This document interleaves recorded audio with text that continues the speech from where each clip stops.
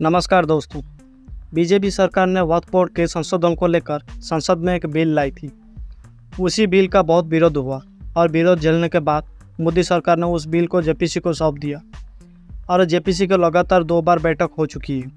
और तो और जेपीसी ने एक ईमेल आईडी भारत की जनता के सामने रखी कि आप इस बिल के समर्थन या विरोध जो भी है आपके विचार में वो अपने विचार ईमेल आईडी के जरिए जेपीसी को बता दें।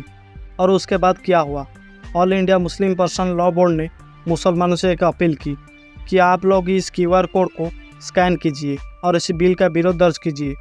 हालांकि कुछ समुदाय के लोगों ने इस बिल के समर्थन में भी स्कैन करके जो है विरोध बिल का समर्थन कर दिया है। लेकिन दोस्तों, जुमा की नमाज के बाद 2.5 करोड़ लोगों ने जो है इस बिल के विरोध में है। मतलब ये बिल जो है संसद में पास ना हो। इसी बिल के विरोध में वक्फ बोर्ड को सेव करने के लिए जो है क्यूआर कोड स्कैन किया और जेपीसी को बता दिया कि हमें यह बिल नहीं चाहिए। वक्फ बोर्ड की जो स्वतंत्रता थी वही स्वतंत्रता हमको चाहिए। दोस्तों, 2.5 करोड़ लोगों ने इस बिल के खिलाफ वक्फ बोर्ड को सेव करने के लिए जो है क्यूआर कोड स्कैन कर दिया है। जुमा की नमाज के बाद की रिपोर्ट है कि ये खबर क्या खबर लेकर के आपके लिए लाए हैं। ये चौंकाने वाला खुलासा है दोस्तों। राजनीतिक विश्लेषक जो है जिन्होंने ट्वीट किया उसकी बात करेंगे।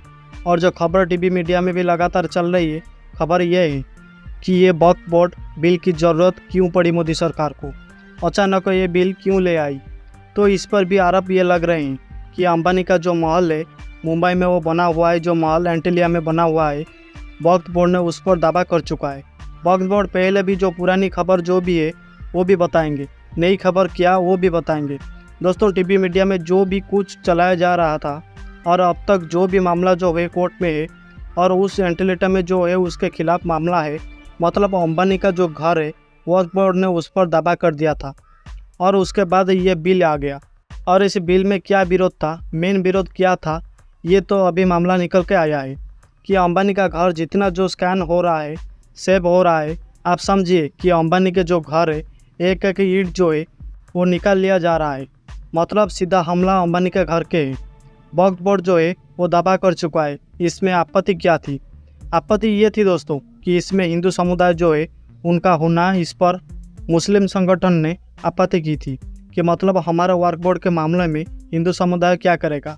जिस तरह राम मंदिर के कमेटी में मुसलमान समुदाय क्या करेगा, मुसलमानों का उसमें कोई काम नहीं, उसी तरह वो बोर्ड जो भी है इस्लाम प्रैक्टिस की चीज़ है जो नबी के वक्त से चला रहा है।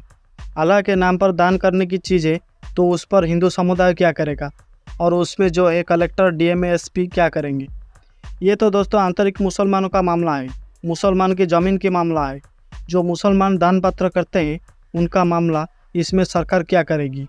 उनका कहना भी है कि सरकार क्या करेगा, या उसमें डीएम का हक होना इसका विरोध चला रहा था। क्या कुछ चल रहा है वो एक बार देख लीजिए दोस्तों। एक आर्टिकल, जिस ज़मीन पर अंबानी का महल एंटीलिया में बना हुआ है, ये ज़मीन वक्फ बोर्ड की कोर्ट कभी भी गिराने को दे सकता है फैसला। दोस्तों, इंडिया टुडे की ये रिपोर्ट है।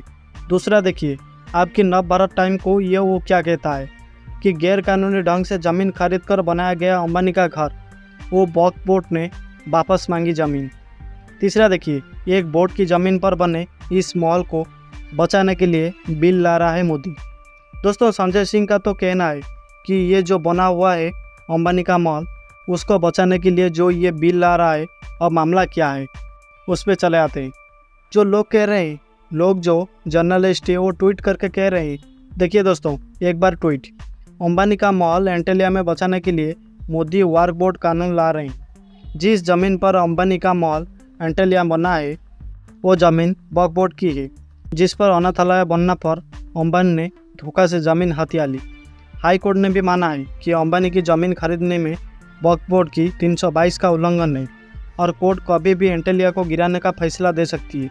दोस्तों, अपने मालिक को बचाने के लिए देश के करोड़ नागरिकों को निशाना बनाना निंदनीय और शर्मनाक है। अब देखिए दोस्तों, ये पत्रकार है, वो ट्वीट ये कर रही है कि अंबानी के घर को बचाने के लिए मोदी सरकार ने ये कानून लाई है।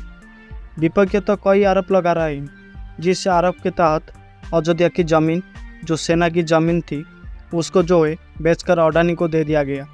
ये आरोप भी लगा मोदी सरकार पर, जो सरकारी ज़मीन थी तो ये तमाम आरोप मोदी सरकार पे लग रहे हैं। उसके बाद देखिए को भी साजिश पत्रकार है वो क्या ट्वीट करते हैं और जानकारी भी दी वो एक बार देख लीजिए। दरअसल इस ज़मीन पर करीम भाई इब्राहिम खोजा यतीम खाना अनाथालय था, जिसका कामकाज वक्फ बोर्ड की एक चैरिटी करती थी। अनाथालय की स्थापना 1895 में एक अमीर जहाज मालिक करीम भाई इब्राहिम ने की थी। साल 2002 में ट्रस्ट ने इस ज़मीन को बेचने की अनुमति मांगी और चैरिटी कमिश्नर ने 3 महीने बाद जरूरी परमिशन दे दी।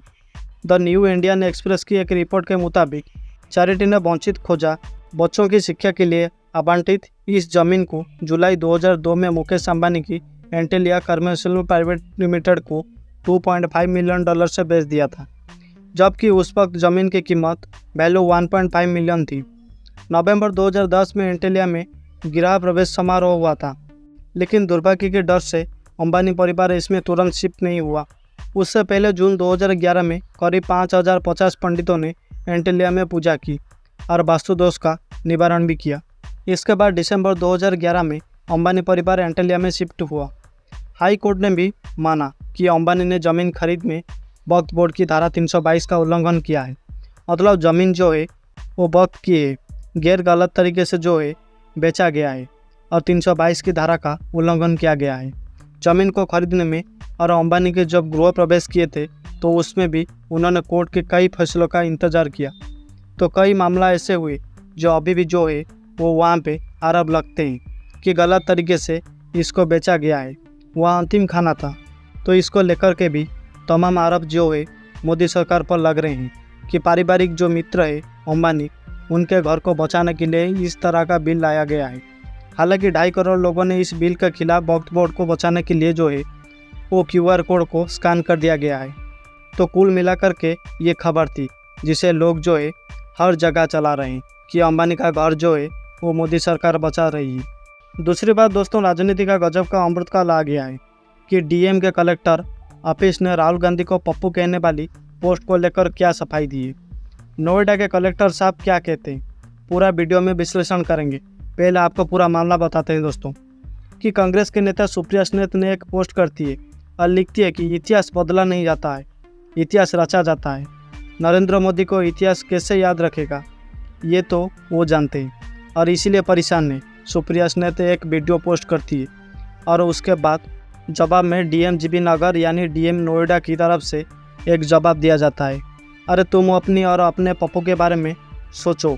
यानी राहुल गांधी को पप्पू कहा जाता है, सुप्रिया स्नेत को कहा जाता है तुम अपना और अपने पप्पू के बारे में सोचो। DM साहब का ये पक्ष राहुल गांधी के बारे में इनके भाषा और विचार जरूर देखा जाए तो ये साफ है, प्रशासनिक अमले में संगी हो चुकी है, भरसा रहे और अब ये सार्वजनिक पद पर बैठकर नफरत को हवा दे रहे। तो दोस्तों, जब सुप्रिया स्नेत इस मुद्दे को उठाती है, कांग्रेस के दूसरे नेता मुद्दे को उठाते पवन खेड़ा कहते हैं क्या भाजपा के शासन में अब IAS अधिकारियों को इस तरह की राजनीतिक टिप्पणी करने का आदेश हुआ है। और CM योगी को टैग करते हुए, गृह मंत्रालय को टैग करते हुए और सवाल पूछते हैं कि क्या IAS अधिकारियों को विपक्षी नेताओं को इस तरह ट्रोल करने की छूट दी गई है। तो पहले इस पोस्ट को डिलीट किया गया और उसके बाद DM के ऑफिस से सफाई आती है कि कलेक्टर साहब क्या सफाई देते हैं। दोस्तों, DM ऑफिस से सफाई ये आती है कि किसी असामाजिक तत्वों द्वारा DM गौतम बुद्ध नगर की ID का दुरुपयोग करते हुए गलत टिप्पणी डाली गई थी, जिससे गंभीरता से लेते हुए तत्काल FIR दर्ज कराते हुए बाध्यक कार्यवाही की जा रही है। जैसे कि गलत ट्वीट टिप्पणी की साइबर सेल द्वारा जांच की जा रही है। तो DM साहब दावा करते हैं कि किसी असामाजिक तत्व ने ट्वीट कर दिया, क्या ये बात हजम होती है। हालांकि FIR दर्ज कर दी गई है, लेकिन जांच करने वाले भी अपने हैं, अपने ही सरकार है। दोस्तों, क्या यह आरोप हजम होता है कि कोई असामाजिक तत्व आकर DM ऑफिस में आकर DM साहब के कंप्यूटर या मोबाइल से ऐसा पोस्ट कर जाए। दोस्तों, सुप्रिया स्नेत को जवाब देते हुए DM साहब को पता होगा कि उनकी टीम में कौन संभालता है। इतने बड़े अधिकारी का एक से अधिक अकाउंट भी ऑपरेट किए जाते हैं, तो क्या स्विच करना भूल गए ट्रोलिंग करते हुए। दोस्तों, अगर ऐसा पोस्ट देश के प्रधानमंत्री के बारे में किया गया होता तो अब तक DM साहब नप गए होते। दोस्तों, आप इस पूरे मसले पर क्या सोचते हैं कि DM की तरफ से जो सफाई आई है कि किसी असामाजिक तत्व ने आकर पोस्ट कर दिया है और इसकी जांच की जा रही है, साइबर सेल को शिकायत की गई है, क्या DM साहब की ये सफाई हजम होती है। क्या ऐसा हो सकता है कमेंट बॉक्स में अपनी राय जरूर दीजिए। वीडियो को ज़्यादा से ज़्यादा शेयर कीजिए और चैनल में पहली बार आए तो सब्सक्राइब करके बेल आइकन को दबा दीजिए। धन्यवाद दोस्तों।